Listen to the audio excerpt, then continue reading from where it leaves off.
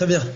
Bonsoir tout le monde. Alors, ça me fait plaisir de vous retrouver parce que ce soir, on va commencer concrètement à plonger dans ce livre de Shmuel. Hier, je vous rappelle qu'on a fait une première introduction. Cette introduction, elle était en partie plus générale sur la façon dont on va aborder, en tout cas, l'étude des Nevi'im, l'étude des prophètes, avec l'ensemble des explications qu'on pourra avoir de par les sages d'Israël, dans le Talmud et autres qui vont donner leurs commentaires.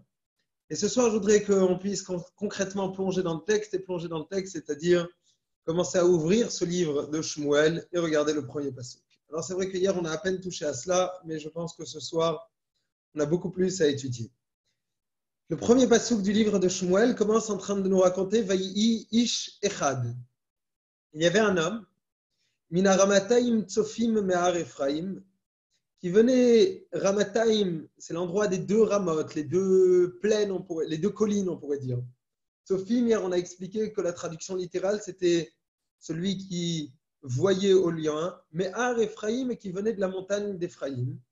Alors, la montagne d'Ephraïm, pour vous situer en Israël, on va simplement aller au nord de Jérusalem, un peu plus au nord de Jérusalem. D'ailleurs, on va voir tout à l'heure, puisqu'on va en parler, on va parler de la ville de Shiloh. La ville de Shiloh se trouve au nord de Jérusalem et elle fait partie de Sehar Ephraim. Où Shmuel Kana ben Yerocham, ben Eliyahu, ben Tochu, ben Tsouf, Ephrati. C'était Elkana. Elkana était le fils de Yerocham, le fils de Eliyahu, le fils de Tochu, le fils de Tsouf. Ephrati, encore une fois, on a envie de nous rappeler qu'il était Ephrati, c'est-à-dire quelqu'un qui vient de la tribu de Ephraim. Alors, ce qui est sûr, c'est que Elkana, c'est quelqu'un d'extrêmement important, extrêmement central dans l'histoire. Et en même temps, il va avoir une importance particulière de par le fait qu'il a été à contre-courant dans son époque. Hier, on a vu que Elkana, en fait, faisait partie de nombreuses personnes qui ont eu la prophétie. Il n'était pas le seul prophète. Il y avait d'autres personnes qui avaient la possibilité, cette capacité à prophétiser. Cependant, Elkana, c'était celui qui non seulement prophétisait, mais en plus de cela, utilisait cette prophétie pour pouvoir réussir à faire avancer le peuple d'Israël, à faire bouger le peuple d'Israël, particulièrement dans une période extrêmement dure, puisqu'on l'a dit hier, on sort et on a besoin de se rappeler de cela, de l'histoire ou d'une des histoires les plus tragiques qu'il y a eu dans le peuple juif, c'est-à-dire l'histoire de Pilegesh Bagiva, des dizaines de milliers de victimes suite à cette guerre civile qu'il y a à l'intérieur du peuple juif par rapport à ce viol qui avait eu lieu juste avant. Alors, quand on parle de victimes, bien évidemment, je m'excuse d'interrompre le cours et je pense que ce cours est, je voulais le dire au début, est dédié pour les Lunishmat, à la mémoire de ceux qui ne sont plus à cause de cette épidémie, et bien sûr pour la refoua shlema complète de l'ensemble des malades qui deviennent malheureusement beaucoup trop nombreux dans le peuple d'Israël et dans l'humanité tout entière, Bezrat Hashem.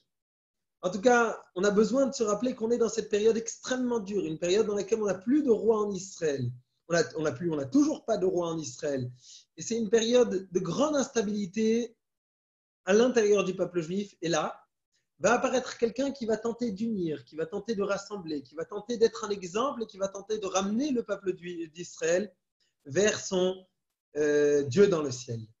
Alors, si je vous demande à qui ça vous fait penser, j'imagine que pour beaucoup, à un moment, vous avez un petit tilt et vous dites « Ah, s'il y a quelqu'un qui a été Ish Echad et qui va à contre-courant dans son époque, et oui, c'est celui qui va avoir énormément de comparaisons avec Abraham Avinu. » D'ailleurs, on va voir qu'un des grands rôles pour lesquels Elkana va être récompensé, va avoir une place centrale, c'est celui de pousser Israël dans son entièreté à monter tous les ans à Jérusalem, 3 fois par an. Alors, je ne m'excuse pas, à Jérusalem, à Shiloh, chaque fois c'est la petite erreur, dans la ville de Shiloh, pour les 3 fêtes. Si vous vous rappelez bien, Abraham Avinu est le premier qui, quelque part, va monter pendant les fêtes. Quand est-ce qu'Abraham va monter? Abraham, il va monter au moment de Akedat Yitzhak. Et depuis cet instant-là, il est considéré comme, nous dit le pasuk, Mayafu pe'amayich bane'alim bat Nadiv. Nadiv zebito shel Avraham Avinu. On dit que Avraham Avinu, c'est celui qui a été un petit peu l'ouverture de cette montée vers Jérusalem. Elkana, quand il va reprendre cela, envers et contre tous, à l'image d'Abraham qui aussi était envers et contre tous, va pouvoir être comparé sur plusieurs points avec Abraham Avinu. Abraham était un tzaddik dans une génération plus complexe. Eh bien, Elkana aussi va être un tzaddik dans une génération plus complexe. Maintenant, vous devez savoir que ici, Elkana, c'est quelqu'un qui vient, qui a une ascendance extrêmement particulière puisqu'il va descendre de Elkana, de Yerocham, de Eliaou, de Tochou et de Tsouf, et on a envie de le préciser, on a envie de le souligner. Pourquoi est-ce qu'on a envie de nous le souligner? Et j'ai envie de vous ramener à une histoire qui remonte bien plus haut. L'histoire qui remonte bien plus haut, c'est une histoire qu'on va avoir dans la Torah, que vous connaissez certainement, qui va être l'histoire de Korach. Korach, c'est quelqu'un qui va avoir en tout cas un agissement assez surprenant. Il va venir voir Moshe un jour et lui dit « Écoute Moshe, c'est surprenant que tu sois le seul à pouvoir réussir, à pouvoir concentrer en tout cas l'ensemble des postes d'importance dans le peuple d'Israël entre toi et ton frère. Toi, tu as pris la direction du peuple juif. Ton frère, il a pris la Keuna Gdola, la prêtrise. Et ce n'est pas normal que tu rassembles toutes ces tâches à toi seul et que tu ne sois pas en train de partager. » Moshe va vouloir tout de suite se détacher en voulant éviter la marloquette, en voulant éviter la discorde. Il va dire, écoutez, on va laisser Dieu décider. Effectivement, il se trouve que Dieu va décider, il va désigner Aaron comme celui qui a besoin de continuer à garder son poste. Maintenant, Korach, sur place, Rashi nous dit que c'est surprenant quand même. C'est quelqu'un qui était intelligent, ce n'était pas un imbécile, ce n'était pas quelqu'un de simple. Ce n'est pas quelqu'un qui, uniquement pour des raisons d'envie basse, de pouvoir et de force, qui a envie de contredire Moshe. Korach, c'était quelqu'un d'intelligent, de construit, mais qui en même temps avait vu quelque part qu'il allait avoir la possibilité d'être équivalent à Moshe et à Aaron ensemble. Sauf qu'il avait fait une petite erreur de lecture. La petite erreur de lecture que Korach avait faite, c'était que, effectivement, cette équivalence, elle était valable, mais pas pour lui. Elle était valable pour quelqu'un qui allait arriver bien longtemps après lui, mais qui allait descendre effectivement de lui. C'est qui? C'est le petit Shmuel qui va naître effectivement, qui sera le fils de Elkana qu'on est en train de rencontrer ici. C'est-à-dire qu'ici, Elkana est un descendant direct de Korach. Vous allez me dire, je ne comprends pas, pourtant, à l'époque de l'histoire de Korach, on voit que tout le monde avait été englouti dans la terre. Tout le monde avait été englouti dans la terre pour montrer, parce que Moshe avait dit que la façon dont ils allaient mourir allait bien prouver que leur comportement était un comportement qui allait être sanctionné par Dieu et pas par Moshe. Sauf que le Talmud nous précise que Bnei Korach l'ometu, que les enfants de Korach ne sont pas morts. D'ailleurs, c'est la base même d'une petite blague qui dit que Bnei Korach l'ometu, les enfants de Korach ne sont pas morts, c'est-à-dire qu'au final, les descendants de Korach, ceux qui sont là toujours pour instaurer la discorde, la marloquette à l'intérieur du peuple d'Israël, ceux-là malheureusement ne sont toujours pas morts. Et ça, c'est une interprétation différente. En tout cas, les enfants de Korach ne sont pas morts. C'est pour cela qu'on va avoir quelqu'un qui s'appelle Elkana et qui descend directement de Korach et donc, bien sûr, sera de la tribu de Lévi. Alors, il y a une discussion entre Rashi et le Radak pour savoir exactement c'était quoi son ascendance. Et ce qui est sûr, c'est qu'on a envie d'insister a priori dans le verset et nous dire qu'il venait de Har Ephraim, qu'il venait de la montagne d'Ephraïm, et aussi Mina Ramataim Tsofim, qui venait des Ramataim Tsofim. Tsofim, on avait dit ceux qui ont de la vision, qui ont une vision en loin. Et à la fin du verset, on insiste encore une fois pour nous dire qu'il était Ephrati, qu'il était de Ephraïm. Pourquoi est-ce qu'on a besoin d'insister tellement sur le fait qu'il était en rapport avec Ephraïm, Ephrati? Alors, je voudrais donner une petite explication que j'ai lue, comme beaucoup d'autres choses d'ailleurs, par rapport à ce cours dans un livre qui s'appelle Mishbetzot Zahav. Là-bas, il ramène un commentateur qui explique que Ephraïm, c'est celui qui va avoir, on sait tous que c'est l'enfant de Yosef, un des deux enfants en tout cas de Yosef, Ménaché et Ephraïm. Et ces enfants-là sont nés quand Yosef était en Égypte.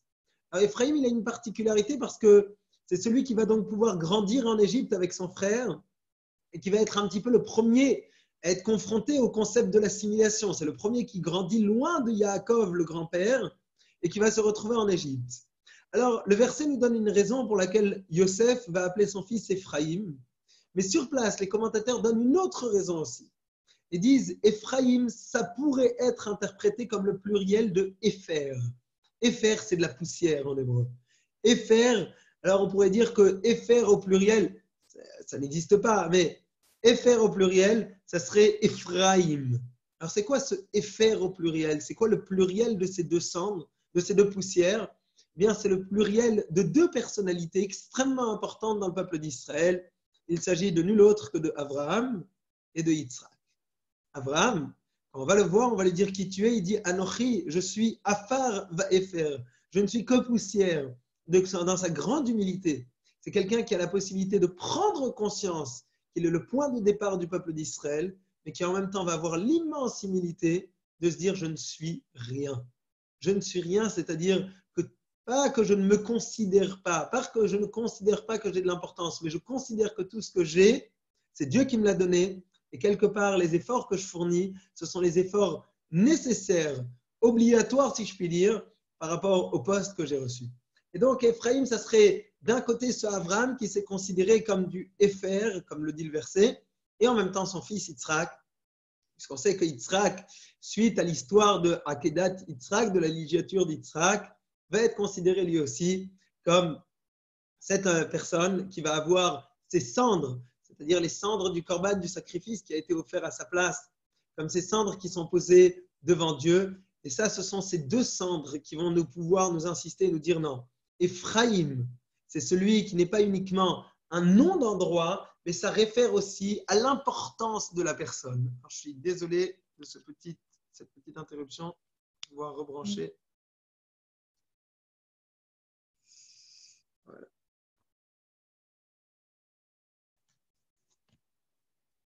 Désolé. Voilà. Et donc, c'est la raison pour laquelle on insiste beaucoup sur cette présence de Ephraim. Maintenant, une fois qu'on a vu cela, eh bien, on va nous dire qu'il venait aussi de Tsophim. Tsophim, d'après certains commentateurs, c'est l'endroit de Shiloh. Et pourquoi est-ce que c'est l'endroit de Shiloh? C'est l'endroit de Shiloh parce que Shiloh peut être appelé Tsophim. Quel rapport entre la ville de Shiloh, qu'on va rencontrer un petit peu plus tard, et Tsophim? Vous devez savoir qu'à Shiloh, à l'époque où le sanctuaire se trouvait à Shiloh, il y avait une règle extrêmement particulière, c'était laquelle? C'était qu'on avait la possibilité de consommer les sacrifices qui étaient offerts à Shiloh tant que l'on restait dans un périmètre qui avait une connexion visuelle avec l'endroit. C'est-à-dire que tant que j'avais la possibilité d'avoir un contact visuel avec le tabernacle qui était dans la ville de Shiloh, eh bien, j'ai le droit, entre guillemets, de manger et de consommer le korban, le sacrifice que j'ai fait dans cet endroit. Alors, j'ai envie de vous raconter ici, de vous ajouter un petit point extrêmement intéressant. Regardez cette possibilité de pouvoir manger dans un lieu qui était en connexion uniquement visuelle. Alors, bien sûr, on ne va pas rentrer dans tous les détails de tous les sacrifices, de tous les corbanotes, etc., mais ce qui est sûr, c'est que c'était une particularité de Shiloh.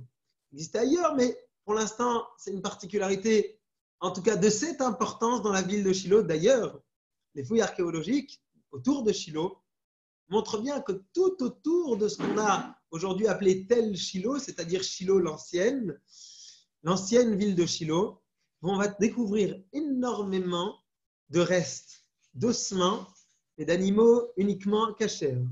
On va aussi découvrir énormément de poteries brisées. La raison pour laquelle les poteries sont brisées dans cet endroit, c'est parce que tout simplement, un pot en terre glaise ne peut pas être cachérisé par définition. Il absorbe, mais ne peut pas rejeter. Et donc, une fois que je l'ai utilisé pour pouvoir faire un korban, un sacrifice, je ne peux plus utiliser ce pot-là pour quoi que ce soit. Et donc, ça pourrait expliquer les nombreuses découvertes de tous ces ossements purs qui ne sont pas uniquement dans l'endroit de l'ancienne Shiloh, mais aux alentours, parce qu'on vient d'expliquer qu'on avait le droit de consommer aux alentours, et de la même chose par rapport à ces harassim, ces poteries. Alors, pourquoi est-ce qu'à Shiloh, il y avait cette règle? Parce que je viens de dire que Shiloh faisait partie de l'endroit de la tribu qui s'appelait Har Ephraim.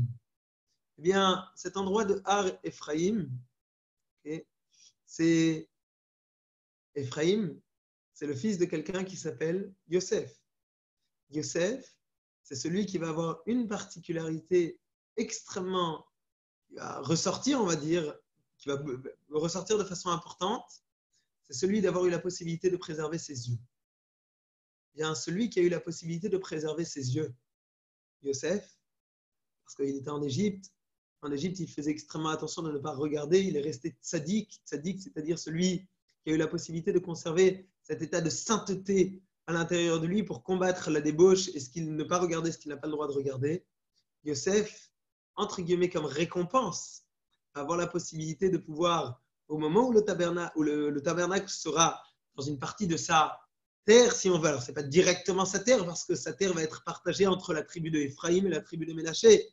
Dans cet endroit-là, on va quelque part lui rendre une partie du mérite de sa mitzvah, celle d'avoir la possibilité de pouvoir réussir à consommer avec une distance et une connexion, je veux dire, qui sera uniquement visuelle par rapport à celui qui a réussi à conserver la sainteté de ses yeux. Bien, on vient de comprendre donc pourquoi est-ce que le verset est en train de nous dire Tsophim, que la ville de Shilo va être appelée Tsophim, c'est-à-dire ceux qui voient, parce que la ville de Shilo était l'endroit dans lequel on pouvait consommer en regardant uniquement cette ville. Alors, Velo Shtei Nashim. Maintenant qu'on nous a présenté la personne, Elkana, on va nous dire que Elkana, il avait deux femmes. Première, nous dit le texte, je m'excuse, Shema Achat Chana, Veshema Shenit Pnina. La première femme qu'il avait, c'était Chana, c'était effectivement la première femme avec laquelle il s'est marié au départ, de façon chronologique. Et une seconde femme qui s'appelle Pnina. Le verset nous dit tout de suite, il nous dit Vayi le Pnina Yeladim ou le Chana en Yeladim. Pnina avait des enfants, par contre Chana n'en avait pas.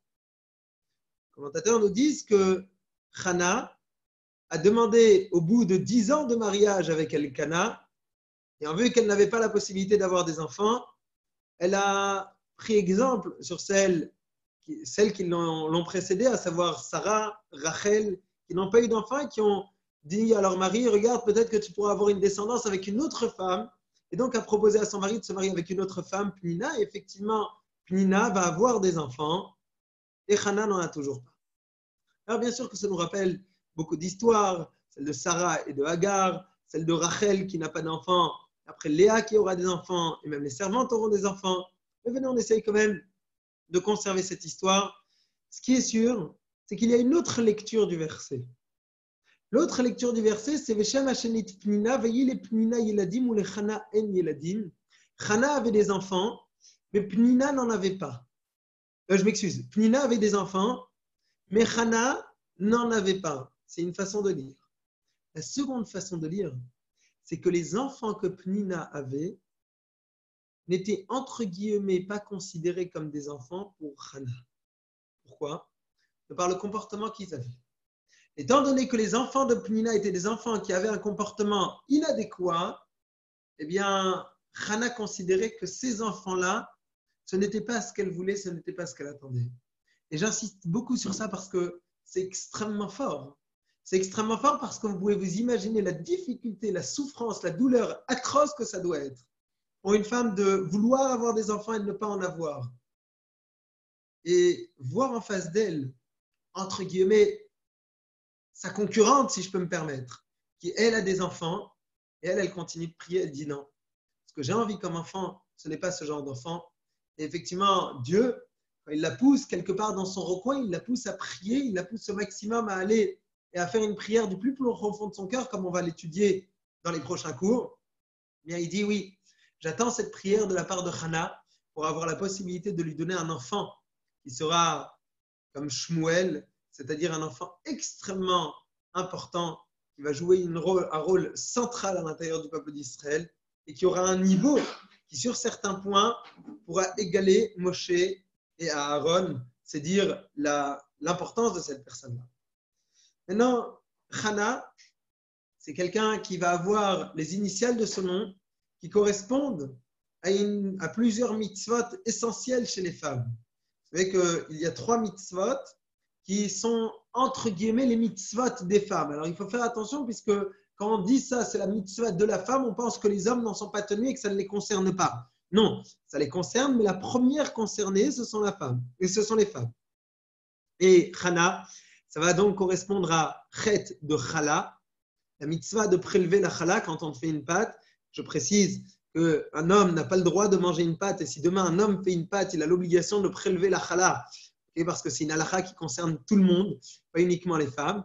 Mais, étant donné que ça va être des mitzvot on pourrait faire un cours entier et voir pourquoi est-ce que ces mitzvot correspondent aux femmes. Je recommande d'ailleurs, je pense, un très bon cours du Rav Sadin sur ces 3 mitzvot-là en rapport avec les femmes. Peut-être que je vous trouverai le lien. Mais ce qui est sûr, c'est que Chala, c'est donc cette première mitzvah qui va correspondre au chet de Chana. Le Noun va correspondre à la mitzvah de Nida.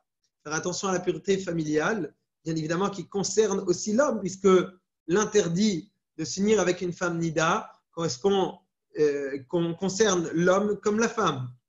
Et la dernière, c'est He Adlakat Aner, la mitzvah d'allumer les bougies la veille de Shabbat. Je sais que pour beaucoup, c'est très étonnant, mais ça reste que ça a toujours été comme ça et je n'invente rien du tout.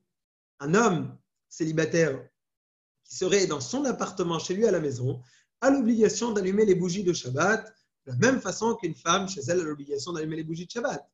Moi, j'ai l'obligation d'allumer les bougies de Shabbat, sauf que je compte sur ma femme pour allumer les bougies de Shabbat à la maison. Mais ma maison, mon habitation a une obligation d'avoir des bougies de Shabbat. Quand il y a une famille, ce sera donc la femme qui le fera. Quand il n'y a pas encore de famille, ce sera la personne célibataire, garçon ou fille, qui vont s'en occuper de faire en sorte qu'il y ait une bougie dans l'endroit dans lequel ils vont passer le Shabbat, et on avance.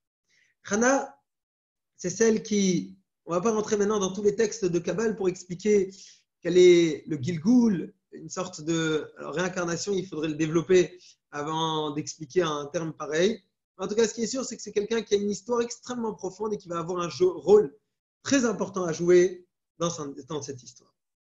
Maintenant, une fois qu'on nous a présenté un petit peu la famille, on nous dit donc que Pnina a des enfants. Les enfants n'ont pas l'air de se comporter exactement comme des enfants devraient se comporter, ne sont pas exactement la suite de leur père tzaddik qui était Elkana. On nous a expliqué que Chana n'avait pas d'enfant. Et cette Chana-là, tout de suite, on revient maintenant à l'histoire. On nous dit, alors juste pour répondre à la question, Chana, c'est le Gilgul de qui? Je ne vais pas rentrer maintenant tout de suite dans ce détail. Je vous répondrai après en privé parce que c'est très complexe, ça pourrait nous prendre beaucoup de temps et ça pourrait surtout perdre beaucoup de personnes dans cette histoire. Et là, maintenant, on nous reprend dans l'histoire. On nous dit Ve'ala ha'ish hahu me'irom yamim yamima li'ishtachavot lisboach l'Hashem tsevakot beshilo. Et cet homme-là a monté de sa ville depuis toujours, entre guillemets, li'ishtachavot pour se prosterner, lisboach pour emmener des sacrifices, l'Hashem tsevakot au Dieu d'Israël, dans la ville de Shilo, Vesham shne bnei Eli. Et dans cette ville de Shilo, au Mishkan, au tabernacle, il y avait les 2 enfants de Eli. Eli, on va le présenter tout de suite. Ces 2 enfants s'appelaient Chofni et Pinchas, qui étaient quelque part les Kohanim de service, si je puis dire, dans le Mishkan de Shilo. Eli fait partie donc de ces derniers Shoftim, d'après la majorité des commentateurs. Et quand il fait partie des Shoftim, c'est parce que Eli, c'est celui qui va être le Kohen Gadol, le grand prêtre de cette époque. Ce Eli va avoir 2 enfants, Chofni et Pinchas, mais en fait, quand je parle de 2 enfants, ce n'est pas très précis parce qu'il va en avoir un 3e. Le 3e enfant que Eli va avoir, c'est celui qu'il va, entre guillemets, adopter, celui qui n'est pas encore apparu dans notre histoire, celui qui va bientôt apparaître dans notre histoire, c'est celui qui va naître et qui va s'appeler Shmuel, que sa maman Chana va emmener au temple et va faire grandir, entre guillemets, sur les genoux de Eli depuis son plus jeune âge. Je laisse ce sujet pour le moment dans lequel on arrivera à cette histoire. Et là, on nous raconte que donc Elkana, c'était celui qui montait chaque fois de sa ville pour aller plusieurs fois par an au tabernacle à Shilo. Alors, il y a une discussion pour savoir est-ce qu'à l'époque de Shilo, il y avait une obligation de monter 3 fois par an. Ce qui est sûr, c'est que le Talmud ramène en tout cas une preuve de cette histoire. Et donc, a priori, on va partir sur cette base-là qui était qu'à l'époque, avant même la construction du temple de Jérusalem, parce que c'est important, je vous rappelle que dans cette période, bien qu'on l'a déjà dit hier, nous n'avons pas encore de temple à Jérusalem. Pourquoi? Parce que pour vous resituer encore une fois, pour ne pas perdre le fil, Shmuel, c'est celui qui va naître, et une fois qu'il sera né, il va nommer le premier roi d'Israël, Shaoul. Après, par la suite, il va nommer le second roi d'Israël, David. C'est ni l'un ni l'autre qui vont construire le temple, et ce sera uniquement le fils de David, Shlomo, qui va construire le temple à Jérusalem. Donc, pour l'instant, nous n'avons pas de temple à Jérusalem. D'ailleurs, je vous rappelle même que la ville de Jérusalem n'est pas encore entre les mains du peuple juif à cette époque. Parce que c'est David qui va conquérir la ville de Jérusalem. Mais on revient ici. Eh bien, Elkana, il avait une technique. La technique pour pouvoir réussir à encourager le maximum de personnes à monter à Jérusalem, ça va être de prendre chaque fois un chemin différent. Et que, puisque ça pouvait lui prendre plusieurs jours, il va faire parfois même des détours intentionnels pour pouvoir réussir à arriver dans la ville de Shiloh. Et qu'est-ce qu'il va faire comme détour? Il va, chaque fois qu'il s'arrêtera dans un village, il va s'arrêter dans le village et on va lui proposer de dormir dans une auberge, de dormir ailleurs, et il refusera. Il va à chaque fois dire non, moi l'endroit dans lequel j'ai envie de dormir, c'est en plein milieu de l'artère principale de la ville, dans l'endroit le plus central qui puisse être. Pourquoi? Et tout le monde va se tourner vers lui, il va lui dire mais d'où tu viens? Et ça va faire l'attraction, ça va faire celui qui est en train d'être avec toute sa famille et ses enfants et toutes ses affaires en plein milieu de la rue. Mais pourquoi est-ce qu'il dort dans la rue? Et d'où tu viens et où tu vas? Et c'était la question qu'il attendait. Où est-ce que je vais? Et là, quand on lui dit où est-ce que tu vas, il va pouvoir dire ben, venez tous avec moi. Non seulement les hommes, mais aussi les femmes, les enfants. Venez tous avec moi parce que je suis en train de revenir vers Shiloh, vers cette ville-là qui va être, vers cette ville-là qui est en train d'abriter le tabernacle. Et de cette façon, Elkana va réussir à se créer des petites antennes dans chaque ville.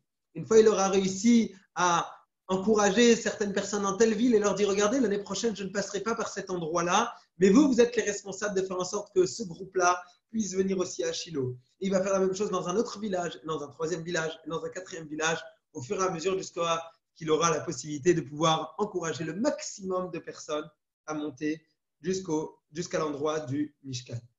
Pourquoi est-ce qu'il fait ça? Il fait ça parce que, quelque part, le Mishkan, c'est un lieu dans lequel, de nos jours, on comprend ça très très bien, c'est une recharge. Alors, on voit tous, surtout en période de confinement, j'imagine qu'il y a certaines personnes qui voient leur batterie de téléphone qui descend beaucoup plus rapidement que d'habitude. Mais concrètement, je suis certain que ce n'est que pour regarder des cours de Torah. Et concrètement, nous allons avoir une possibilité de recharger les batteries, de crainte du ciel, de crainte de Dieu, d'apprendre la Torah en venant et en se rassemblant ces fêtes-là autour du Mishkan. C'est-à-dire que Elkana savait pertinemment que le fait de se rassembler, le fait de se retrouver, c'était la possibilité de pouvoir donner un nouvel élan à tout le monde dans sa crainte du ciel. C'est-à-dire qu'au final, l'être humain a besoin à chaque moment d'avoir quelque part des petits rebonds, des encouragements, se mettre dans des situations qui parfois ne sont pas faites pour lui. C'est peut-être pas de son niveau. C'est peut-être pas lui qui devrait se retrouver dans une yeshiva, dans un séminaire, dans un endroit qui est plus élevé a priori que le niveau religieux qu'il a. C'est vrai. Mais en même temps, la possibilité de pouvoir se retrouver dans ces milieux-là, c'est ce qui lui permet par la suite d'avoir une certaine forme de remplissage d'énergie, de crainte du ciel, de Torah, qui va pouvoir lui permettre, une fois reparti, de garder un petit peu ce niveau. J'insiste beaucoup pour qu'on comprenne qu'à l'époque, la possibilité de pouvoir être en contact avec un rav, avec un lieu de Torah, avec une personne qui va transmettre un cours de Torah, c'était beaucoup plus rare. Chacun vivait un petit peu dans son village, chacun était éparpillé sur la terre d'Israël en train de labourer son champ et en train de s'occuper de son troupeau. Eh bien, Elkana va insister donc sur la possibilité d'exploiter ce moment-là, en tout cas, de retrouvailles autour des Kohanim, dans l'endroit qui est la maison de Dieu, et va faire en sorte qu'il y ait le maximum de personnes qui puissent se rassembler là-bas. Et je voudrais finir ce soir le cours avec un petit mot du Rav de Poniovitch qui disait, regardez, vous savez qu'en Israël, on avait l'obligation, dès qu'on rentre en Israël, de faire ce qu'on appelle Tachin Lecha Haderer. C'est quoi? C'est qu'on avait l'obligation de mettre des petits signaux sur toutes les routes d'Israël qui vont nous donner une indication extrêmement importante. Elles vont nous donner la direction pour pouvoir réussir à atteindre des villes. Alors vous dites, est-ce que ces villes-là, est-ce que c'est Jérusalem? Non. La ville qu'on devait absolument indiqué partout en terre d'Israël pour pouvoir atteindre, ce n'était pas une ville, c'était plusieurs villes, au minimum 6. C'était les Aré Miklat, les villes refuges pour une personne qui aurait tué inintentionnellement et qui a donc l'obligation de se retrouver dans une ville refuge. Alors, je ne vais pas développer maintenant sur les villes refuges, mais ce qui est sûr, c'est que le Rav de Poniovitch souligne et dit, regardez, pour quelqu'un qui aurait tué inintentionnellement, je m'excuse, il a besoin de se retrouver dans cette ville refuge. Quelque part, ça fait partie de la louange du peuple juif. Dire que des meurtriers de ce genre étaient rares et donc on ne savait pas exactement c'était quoi la direction. Et donc, puisque les gens dans la rue n'allaient pas pouvoir lui indiquer c'était quoi la direction, donc il fallait qu'il y ait des panneaux qui viennent et qui lui disent par ici, va à droite, va à gauche. Par contre, nous n'avons jamais vu d'obligation d'indiquer quelle était la route pour aller à Jérusalem. Le Rav de Poniovitch explique que c'était intentionnel. On ne voulait pas avoir des panneaux qui vont indiquer par où on va pour aller à la ville de Jérusalem par la suite quand le temple sera à Jérusalem. On a envie de nous dire justement, va et sur la route, pose la question. Pose la question, c'est-à-dire, fais en sorte de créer l'émulation, de demander à l'un, dites-moi, c'est quoi la route pour Jérusalem? Et l'autre va dire, mais ça veut dire que tout ce groupe-là, il va à Jérusalem, et après il retrouve encore une autre personne. Et le deuxième encourage le troisième. C'est-à-dire qu'au final, ce que je voudrais finir avec ce soir, pour ce cours, c'est dire que Elkana a pris conscience de la possibilité que l'on a d'influencer les gens autour de nous positivement. Quand je suis en train de dire à un autre, je vais à un cours de Torah, j'ai la possibilité de pouvoir pousser les autres à un cours de Torah. J'ai la possibilité, quand je vais faire une bonne action et que je dis aux autres, où tu vas, je vais prier, je vais rendre visite à des malades, je vais aider quelqu'un, je vais faire telle ou telle bonne action, eh bien, quand je suis en train d'en parler, quand je suis en train d'échanger, j'ai la possibilité de pouvoir réussir à réveiller chez l'autre cette envie de se dire, tu sais quoi, si d'autres y vont, alors moi aussi j'y vais. On ne peut pas s'imaginer le mérite qu'on peut avoir parfois en train de se comparer à ce Elkana. Faire en sorte de nous-mêmes aller de toutes les manières, puisque peut-être qu'on ira dans cet endroit positif, mais en plus de cela, en parler autour, non pas pour s'enorgueillir, mais pour faire en sorte de créer cette émulation qui va encourager les autres à y aller. Alors, simplement, j'ai vu qu'il y a une personne qui m'a demandé la question, quand est-ce qu'il allait Elkana? D'ailleurs, je précise que vous avez la possibilité de pouvoir marquer des petits messages en bas et ça me permet de lire en tout cas vos questions s'il y en a pendant le cours. Mais il y a quelqu'un qui a demandé quand est-ce qu'Elkana montait à Shiloh. Alors, je vous avoue que j'ai gardé cette partie-là pour le prochain cours, mais très brièvement, il faut savoir qu'il y avait au minimum 3, si pas 4 moments dans lesquels Elkana faisait ce voyage vers Shiloh. Il y avait donc les 3 fêtes, Pessah, Shavuot et Sukkot. Il y avait aussi le moment dans lequel Elkana allait à Shiloh, après la majorité des commentateurs, à Rosh Hashanah, le jour de Rosh Hashanah. D'ailleurs, on verra qu'il y a un parallèle important entre Hana qu'on vient de rencontrer ce soir et l'histoire de Rosh Hashanah. Hana est la prière de Hana et la prière que l'on va avoir pendant le Rosh Hashanah. Et ça, on va le garder, si Dieu veut, pour demain. En attendant ce soir, on a découvert que Elkana, d'où est-ce qu'il vient? Il vient de la tribu de Korach. Il vient d'un endroit qui s'appelle Har Ephraim. Alors, on a envie d'insister sur le fait qu'il a un rapport avec Ephraim pour nous dire que Ephraim, c'était un nom qui ne désigne pas uniquement une personne, mais qui fait un rappel aussi par rapport. Tu as. Je m'excuse. Un rapport avec. Je m'excuse, j'ai perdu le fil en lisant une question. Un rapport, oui, avec Abraham et Yitzhak. Et par la suite, on va avoir aussi cette possibilité de voir Tsofim. Tsofim, on l'avait développé. Pourquoi est-ce que Shiloh est appelé Tsofim? Parce que toute personne pouvait voir de loin, en tout cas, manger et consommer des corbanotes de loin dans cet endroit-là. On avait expliqué que Pnina était la seconde femme de Elkana qui est arrivée suite au fait que Elkana n'a pas eu d'enfant avec Hana. On a expliqué que cet homme-là était en train de voyager chaque fois vers la ville de Shiloh, 3 fois par an ou 4 fois par an. Et c'était inspiré de Avraham Avinu qui, lui, va monter plusieurs fois, mais est monté une fois au moment de Akedat Yitzhak, qui a été un petit peu l'ouverture de cette montée vers, de la même façon que dans le moment de Akedat Yitzhak, il va y avoir cette expérience de proximité avec le divin tellement forte. Et bien de la même façon aussi, par la suite, chaque fois que l'on va monter vers Jérusalem, ça sera aussi cette expérience de proximité avec le divin extrêmement forte. Demain, on pourra continuer à voir l'histoire de Elkana sur place et commencer à rentrer un petit peu dans les détails.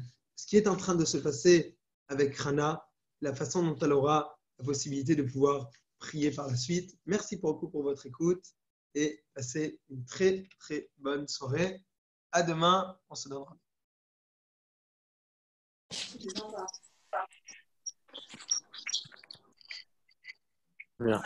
Merci, à demain. Merci à vous. Demi-heure.